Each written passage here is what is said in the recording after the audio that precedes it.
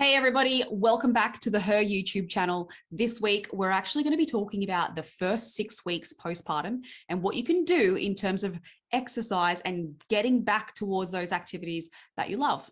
Now, the problem I hear most women talk about is that they don't think they can do anything in that first 6 weeks, or they want to really want to get back to exercise and they're not really quite sure like what is safe initially in those 6 weeks.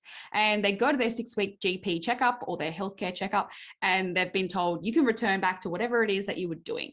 Now, what the 6-week checkup means and how to return back to exercise after that is going to be next week's topic, because that needs a little bit more discussion about like how to return back to exercise or what that actually means for you.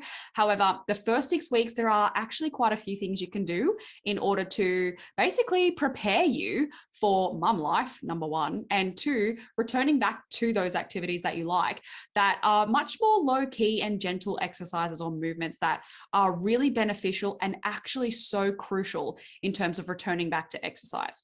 So we're going to talk about those things today in this video. First things first is it's so important for you to rest and recover. Lots of women, especially if they're having their first baby, will ask me during their pregnancy, what can I do or what should I be ready for and how can I return back straight away, like after birth? Now, a lot has changed from being pregnant to now having birthed a child. So your body needs a lot of rest and recovery. It's a lot of work physiologically and energy demands. So your whole routine has also changed and your sleep patterns are now completely different. So I want you to really think about like, do you really need to be doing anything straight away? Probably not. Rest, recover, and enjoy this new time that you are experiencing with your newborn baby and your partner. Now, when you are ready, normally early women who are really keen to get back into things and they feel ready will contact me at about 4 weeks postpartum before they've had this 6-week GP checkup, because they just want to know like, what can they do? Where can I start? And like, what's beneficial and safe for me? So when you are ready, you can start with step one. Step one is reconnecting and retraining the core unit. Now, if you don't already know what that is, the core unit is made up of the diaphragm at the top, the pelvic floor is at the bottom, and the midsection of this unit is your transverse abdominis, your deepest layer of your core, and it is responsible for stability of the spine as well as helping regulate pressure. This whole system is a pressure regulation system and a stability system. And basically, this whole system gets disturbed during pregnancy based on posture changes, stretching of tissues, birth itself, and basically space in there being taken up by a baby. So this whole system needs to be retrained, and retraining in the correct pattern of activation is what's really important when it comes to core repair and managing things like incontinence or pelvic floor dysfunction and helping with recovering diastasis or what's known as abdominal separation. So first part is working on your breathing. During pregnancy, at the end especially, you will notice that you can't take a really big breath in because your diaphragm has no space to move down thanks to baby taking up all of the room. So you'll have this chest breathing pattern, and that's actually pretty normal and actually okay. But in the postpartum period, lots of women don't revert back to this diaphragmatic breathing. They just stay in this chest breathing pattern. The diaphragm stays stuck and you'll breathe up into your chest and neck like this. Now, earlier we spoke about that core unit and the fact that that whole unit is a team. So if your diaphragm isn't doing very good and it's not moving very well, then your pelvic floor and your abdominals won't respond that well either. So it's really important that we start by working on returning back to a diaphragmatic breathing pattern. So when you're taking your inhale breaths, I want you to imagine like your ribs are expanding outwards and you're filling up air down into the bottom of the ribs or the lungs and into the belly. And then as you're exhaling, those ribs should come back in. And that means our diaphragm is moving a lot better or properly so that we can then connect with the core unit. The second part of this core retraining comes from pelvic floor activation. The most important thing that I want you to take away from here is that you should be able to both contract and relax your pelvic floor. So if you can squeeze and lift your pelvic floor, but you don't actually feel that much relaxation back down, then this is really important for you. Both of these components are so important. The pelvic floor needs to be really flexible. It needs to be able to contract and relax and respond to different changes in pressure.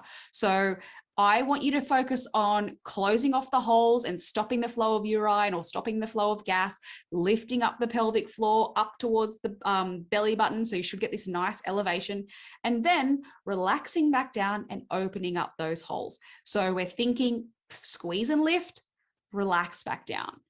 That is really important when we're talking about pelvic floor rehabbing. Now, the third part of the component is the TA muscle, the deep abdominals that wrap around your spine, a bit like a corset attaching to your ribs and your pelvis. And this muscle is often a little bit more difficult to connect with for women. And I find that they don't really know what it is until postpartum because they've never had to do it. Whereas pelvic floor, women generally know that there is a pelvic floor somewhere in their body pre-pregnancy, or they've basically learnt a bit more about it. It's a little bit less foreign, whereas the TA muscle, deep abdominals, is a little bit more foreign. So connecting to this can feel really quite difficult. But we're imagining like we have this corset on and it's tightening up around our midsection and we're getting a narrower waistline. But we also want to pay attention to the lower part of this muscle group, which is right in like across from the hip bones. So we're thinking about trying to draw our hip bones closer towards each other. Now, when we coordinate this system, we want the pelvic floor to contract up, the deep abdominals to come on, as we exhale breath. So we create this nice piston system or activation pattern during that whole retraining. So on the inhale, everything's relaxed. We fill up the diaphragm. And as you exhale, pelvic floor comes on, deep abdominals come on, diaphragm is recoiling up. So that's how you start retraining your pelvic floor core unit system diaphragm. And that is step one. You can do this in lying down, in sitting, in standing. You want it to work pretty much in all different positions. So just doing this gentle contractions and breathing is actually pretty safe postpartum. Now, step two is all about mobility. So your posture has drastically changed during pregnancy, and during the postpartum period, you now pretty much have some lingering posture problems. And we want our posture to be a little bit more aligned before, like what it was before pregnancy, like if you had a good posture, in order to make sure that this core unit can function well. So if the pelvic floor and the diaphragm aren't actually aligned very well, then you have a really poor ability to connect well with the muscle groups. So doing mobility and getting everything a little bit more mobile, we're getting movement through the spine, movement through the hips. Where my cat wants to know about postpartum rehab as well. We're thinking about trying to get that spine a little bit more mobile, get those hips a lot more mobile, because the core unit attaches to all of this. So I'm trying a video. Off you get down. Where was I? Oh, yes, getting the spine mobile, getting the hips mobile, and making sure that we're doing everything we can to get pelvic floor, deep abdominals, and diaphragm in a really nice alignment. So cat-cows, thread the needles, gentle glute stretching or hip stretching is really, really important in this time too. And it's actually also totally safe. At this time, you can also start some gentle walking, because you're walking around all the time, so you might as well get a little bit more movement in. And when I say gentle walking, I mean, like, you don't want it to be difficult. You're just out there moving around, getting blood flowing, making sure you're feeling comfortable. So you should be able to pretty much hold a conversation whilst walking, and you just start with 10 minutes. And if that feels okay, then you can add a little bit more. And the idea is that you gradually increase the intensity and you gradually increase the amount of time during those exercises, so that eventually you're returning more towards that purposeful walk that's more for exercise and aerobic training. Step number 3 in this 6-week phase is also learning to move well in terms of functional movement. So practicing movements like squatting or hip hinging, lunging, carrying, all of those types of movements that are very similar to what you're already doing. And we're practicing them with no weight. So we all know that your baby can get pretty heavy pretty quickly, and you need to be able to support this in movement and in your posture. So if you can't squat down very well with body weight, how do you ever expect to be able to pick something off the ground or pick your baby up from the ground in a squat position with great technique and it's safe if you don't practice it without any of that load? So practicing these movements in 2 sets of 10, where you're really working on the position of your body, how your core is working.